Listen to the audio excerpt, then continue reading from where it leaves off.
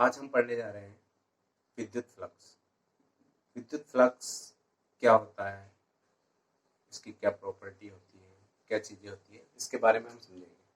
सबसे पहले जानते हैं कि विद्युत फ्लक्स होता क्या है। डेफिनेशन की बात करते हैं, सबसे पहले इसकी परिभाषा पे जाते हैं। तो विद्युत फ्लक्स या इलेक्ट्रिक फ्लक्स विद्युत क्षेत्र में स्थित किसी पृष्ठ से अभिलंबवत गुजरने वाली कुल विद्युत क्षेत्र रेखाओं की संख्या को उस पृष्ठ से संबद्ध विद्युत फ्लक्स कहते हैं। यानी किसी भी पृष्ठ से अभिलंबवत गुजरने वाली कुल जो क्षेत्र रेखाएं हैं उनकी जो संख्या होगी उसको हम विद्युत फ्लक्स कहेंगे। जैसे मान लेते थोड़ी देर के लिए कि ये किसी प्रकार का एक क्षेत्र है, इस क्षेत्र से बल रेखाएं, जितनी बल रेखाएं गुजरेंगी वो जो है उसको हम कहेंगे विद्युत फ्लक्स। हम यहाँ पर देख रहे हैं कि दो बल रेखाएं गुजर रही है यहाँ पे, इसलिए इलेक्ट्रिक फील्ड या विद्युत फ्लक्स की संख्या हम कह सकते हैं कि 2। तो किसी भी पृष्ठ से अभिलंबवत गुजरने वाली, अब एक कंडीशन की बात करते हैं, मान लो कि ये, इसका मतलब ये है कि यहां से जो बल रेखाएं हैं वो इस पृष्ठ के अभिलंबवत नहीं गुजर रही है, बल्कि वो उसके समांतर जा रही है। मान लो कि एक पृष्ठ है, यहाँ से ये बल रेखाएं आई है, बल रेखाएं ऐसे यदि इसके अंदर प्रवेश करती है, इससे होकर गुजरती है, तो इस कंडीशन को कहते हैं कि यहाँ से जो बल रेखाएं हैं उसके अभिलंबवत गुजर रही है, यानी इसको क्रॉस करते हुए। और यदि वो पृष्ठ ऐसा है और बल रेखाएं ऐसे गुजर रही है, तो इसका मतलब ये हुआ कि ये जो पृष्ठ है और बल रेखाएं उसके समांतर होकर गुजर रही है। तो यहाँ पर किसी भी पृष्ठ से अभिलंबवत गुजरने वाली कुल विद्युत क्षेत्र रेखाओं की संख्या को विद्युत फ्लक्स कहते हैं। ठीक है, विद्युत फ्लक्स को फाई से प्रदर्शित करते हैं। अब देखते हैं कि विद्युत फ्लक्स कितने प्रकार का होता है। विद्युत फ्लक्स जो होता है वो 3 प्रकार का होता है: धनात्मक विद्युत फ्लक्स, ऋणात्मक विद्युत फ्लक्स तथा शून्य विद्युत फ्लक्स। अब धनात्मक विद्युत फ्लक्स कब होता है, ऋणात्मक विद्युत फ्लक्स कब होता है और शून्य विद्युत फ्लक्स कब होता है, उसके बारे में पढ़ते हैं। मान लो कि एक क्षेत्र है, यहाँ जो बल रेखाएं हैं आप देख रहे हो, इनकी दिशा, जो बल रेखाएं वो अंदर प्रवेश कर रही है, ऐसे आ रही है। तीर का निशान जो बता रहा है कि ये जो एक पृष्ठ दिया है, इस पृष्ठ के अंदर जो बल रेखाएं वो अंदर प्रवेश कर रही है, अंदर प्रवेश कर रही है। इसका मतलब यहाँ पर जो फ्लक्स होगा वो ऋणात्मक विद्युत फ्लक्स होगा। इस कंडीशन में जो फ्लक्स होगा उस फ्लक्स को हम कहेंगे ऋणात्मक विद्युत फ्लक्स। अब बात करते हैं, यहाँ पर ये पृष्ठ दिख रहा है आपको, इस पृष्ठ से जो बल रेखाएं हैं ये बल रेखाएं बाहर निकल रही है। आप देख रहे हो इसकी डायरेक्शन ऐसे है, इसकी डायरेक्शन ऐसे है, इसकी डायरेक्शन ऐसे है, यानी ये वाला जो पृष्ठ है इस पृष्ठ से बल रेखाएं बाहर की तरफ जा रही है, इसलिए ये जो फ्लक्स है इसको हम कहेंगे धनात्मक विद्युत फ्लक्स। अब बात करते हैं शून्य विद्युत फ्लक्स की। यदि कोई पृष्ठ है जिससे कुल पृष्ठ के अंदर आने वाली बल रेखाएं और पृष्ठ से बाहर जाने वाली बल रेखाएं दोनों की संख्या यदि बराबर हो, तो उस कंडीशन में नेट विद्युत फ्लक्स जो है वो शून्य हो जाता है। यहाँ पर आप देख सकते हो ये बल रेखाएं, 2 बल रेखाएं इस तरफ से और 2 बल रेखाएं इस तरफ से पृष्ठ के अंदर प्रवेश कर रही है। ऐसे ही यहाँ पर भी आप देखो 2 बल रेखाएं यहाँ से बाहर जा रही है और यहाँ से बाहर जा रही है, यानी 4 बल रेखाओं ने अंदर प्रवेश किया और 4 बल रेखाओं बाहर निकल रही है।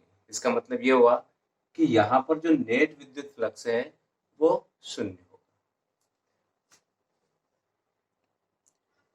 अब हम बात करते हैं कि विद्युत क्षेत्र के अंतर्गत किसी पृष्ठ को किस कंडीशन में रखा जा सकता है। मान लेते हैं कि हमने विद्युत क्षेत्र ई है और विद्युत क्षेत्र ई के लंबवत एक पृष्ठ को रखा है, यानी मान लेते हैं थोड़ी देर के लिए कि ये विद्युत क्षेत्र है और इसके लंबवत हमने क्षेत्र को ऐसे रखा। जो बल रेखा है वो इस क्षेत्र को पार करके उस तरफ जाएंगी, यानी यहाँ से ऐसे निकलेगी। इस कंडीशन को कहते हैं कि विद्युत क्षेत्र के लंबवत पृष्ठ, ये यहाँ पर विद्युत क्षेत्र के लंबवत रखे पृष्ठ पर विद्युत फ्लक्स। मान लेते हैं कि ये पूरा इतना बड़ा पृष्ठ है, इस पृष्ठ के एक किसी भी भाग से कितना फ्लक्स निकल रहा है, तो हम एक छोटे से इसके भाग की तुलना करते हैं, एक कल्पना करते हैं कि इसका एक छोटा सा भाग है ds। तो इस ds भाग से यानी टोटल जो इसका सरफेस है उसको हम क्या बोलेंगे s। अब चूंकि हम एक छोटे भाग की बात कर रहे हैं, इसका मतलब ये है कि यहाँ पर जो पृष्ठ है उसका एक अल्प भाग लेना है, तो इस अल्प एक छोटे से भाग लेने के कारण हम इसको लिख देंगे ds। तो यहाँ पर एक छोटे भाग की हमने कैलकुलेशन किया कि इस छोटे से भाग से कितनी बल रेखाएं निकल रही है, तो जितनी बल रेखाएं यहाँ से इस छोटे से भाग से निकल रही है उसका कैलकुलेशन करेंगे। तो यहाँ पर हम लिखेंगे फाई इक्वल टू, चूंकि हम एक छोटे भाग का कैलकुलेशन कर रहे हैं इसलिए कुल जो विद्युत फ्लक्स होगा यानी डी फाई, यानी छोटे भाग से निकलने वाला जो फ्लक्स होगा वो डी फाई इक्वल टू होगा आपका ई डी एस इस वाले भाग से। ऐसे हम इस भाग की कैलकुलेशन करते हैं कि यहाँ पर जो बल रेखाएं हैं आप देख रहे हो कि यहाँ से बल रेखाएं इस पृष्ठ को पार करके जा रही है, यानी ये वाला भाग आपको नहीं दिख रहा है, तो जो भाग नहीं दिख रहा है इसका मतलब ये कि वो भाग जो है उस पृष्ठ के अंदर छुपा हुआ है। ऐसे इस भाग की बात करें तो यहाँ से जो बल रेखाएं आपको पूरी की पूरी जाती हुई दिखाई दे रही है, इसका मतलब ये कि ये जो बल रेखाएं वो इस डायरेक्शन में जा रही है और जो पृष्ठ है वो इस तरीके से है, यानी यहाँ से ये इसको क्रॉस नहीं कर रही, इसके ऊपर या नीचे से ऐसे निकल के जा रही है। तो इस कंडीशन को कहते हैं कि जो विद्युत फ्लक्स या विद्युत क्षेत्र में जो पृष्ठ है वो विद्युत फ्लक्स के समांतर रखा हुआ है, यानी ये वाली जब कंडीशन होती है जिसमें बल रेखाएं हमें पूरी दिखाई देती है उस कंडीशन को कहते हैं कि ये जो पृष्ठ है वो विद्युत फ्लक्स के या विद्युत क्षेत्र के समांतर रखा हुआ है। तो इसको हम कहेंगे, इसके लिए भी यदि हम एक छोटे से भाग की कल्पना करते हैं, मान लो वो छोटा भाग है डी फाई, तो डी फाई के लिए ई तो हो गया विद्युत क्षेत्र की तीव्रता और ये हो गया आपका ds। दूसरी बात करते हैं हम, मान लेते हैं कि एक पृष्ठ है वो ना तो लंबवत रखा है और ना समांतर रखा है, मान लेते हैं कि किसी कोण पर रखा हुआ, वो कोण कुछ भी हो सकता है 30 डिग्री 45 डिग्री 60 डिग्री या कोई सभी कोण हो सकता है। तो मान लेते हैं कि पृष्ठ जो है वो विद्युत क्षेत्र के साथ थीटा कोण बनाता है, यदि इसके साथ थीटा कोण बनाते हुए रखा गया है तो हम इसका कैलकुलेशन करने के लिए लिखेंगे d phi equal to E d s cos theta. E विद्युत क्षेत्र की तीव्रता, ds जो है वो अल्प पृष्ठ और कॉस थीटा है। थीटा जो है इस पृष्ठ और विद्युत क्षेत्र की तीव्रता के बीच का कोण है, तो d phi equal to E d s cos theta. अब इस फार्मूले के आधार पर हम निकाल सकते हैं कि कौन से पृष्ठ के साथ कितना फ्लक्स गुजरेगा। पहले इसकी बात करते हैं। यहाँ पे देखो, यहाँ पे एरो लगा है, अब जैसे आप इसको एरो से बाहर लिखोगे तो डी फाई इक्वल टू हो जाएगा आपका ई डी एस कॉस थीटा। ई डी एस कॉस थीटा हुआ, तो चूंकि ये यहाँ पर विद्युत क्षेत्र और पृष्ठ दोनों के बीच का जो एंगल है, देखो यहाँ पर d phi equal to E d s cos theta.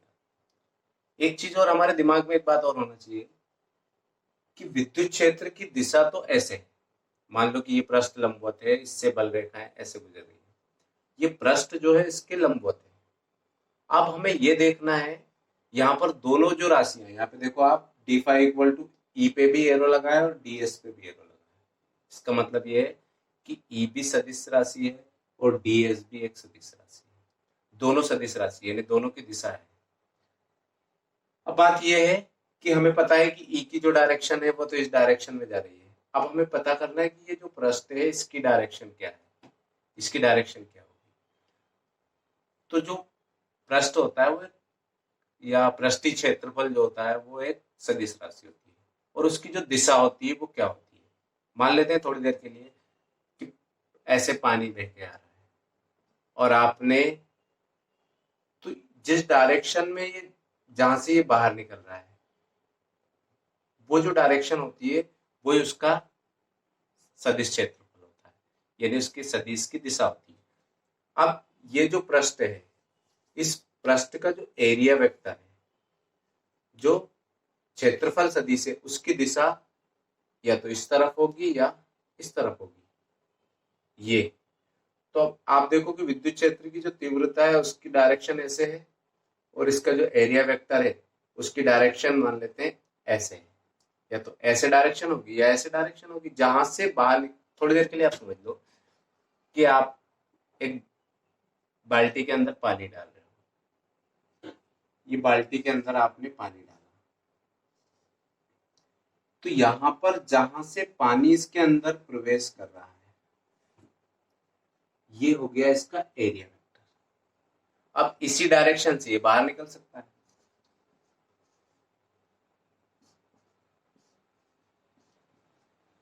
यहां से ये बाहर निकल सकता है, तो हम आसानी से समझ सकते हैं कि ये इसका एरिया वेक्टर है, ये जो है इसका एरिया वेक्टर है। तो इस वाले प्रश्न में हम देखेंगे कि यहाँ पर जो बल रेखाओं की संख्या है वो ऐसे है और पृष्ठ जो है वो ऐसे है। अब हम देखते हैं कि विद्युत क्षेत्र की तीव्रता की डायरेक्शन तो ऐसे है और जो एरिया वेक्टर है उसकी जो डायरेक्शन है वो भी ऐसे है। तो दोनों का जो एंगल है, इसका एरिया वेक्टर की डायरेक्शन भी ये है और विद्युत क्षेत्र की तीव्रता की डायरेक्शन भी है, यानी दोनों के बीच का जो एंगल बना वो 0 डिग्री का बना। कितने डिग्री का बना? 0 डिग्री का बना। इसलिए हम इसको क्या लिख सकते हैं, d phi equal to E d s cos theta की जगह पे हम लिख सकते हैं 0 डिग्री। तो d phi equal to E d s और कॉस 0 की वैल्यू 1, तो डी फाई इक्वल टू हो गया आपका ई डी एस। यानी हम आसानी से कह सकते हैं कि जब क्षेत्र रेखाएं किसी पृष्ठ के अभिलंबवत गुजरती है तो जो विद्युत फ्लक्स होता है उसका मान अधिकतम होता है। उसका मान कैसा होता है? अधिकतम होता है। अब हम बात करते हैं इस पृष्ठ की। ये पृष्ठ जो है विद्युत क्षेत्र के समांतर रखा हुआ है। विद्युत क्षेत्र के समांतर मतलब विद्युत बल रेखाएं ऐसे गुजर रही है और पृष्ठ जो है वो ऐसे है। तो इसका जो एरिया वेक्टर होगा उसकी डायरेक्शन कैसी होगी? ऐसी होगी। अब विद्युत बल रेखाओं की डायरेक्शन ऐसी और एरिया वेक्टर की डायरेक्शन ऐसी, तो दोनों के बीच का जो एंगल है वो 90 डिग्री का हुआ। तो यहां से हम निकाल सकते हैं d phi equal to E d s cos और थीटा की वैल्यू हो गई 90 डिग्री। तो डी फाई इक्वल टू हो गया आपका ई डी एस और कॉस 90 की वैल्यू 0। तो डी फाई इक्वल टू 0। इसका मतलब यह हुआ कि जब कोई पृष्ठ विद्युत क्षेत्र के समांतर रखा होगा तो जो विद्युत फ्लक्स का मान होगा वो 0 होगा। अब किसी भी एंगल पे यदि रखा हुआ है तो उस एंगल से आप कैलकुलेशन कर सकते हो, 45 पे रखा है, 30 डिग्री पे रखा है, जिस भी एंगल पे रखा हो, तो उसके लिए सीधा फार्मूला है हमारे पास d phi equal to E d s cos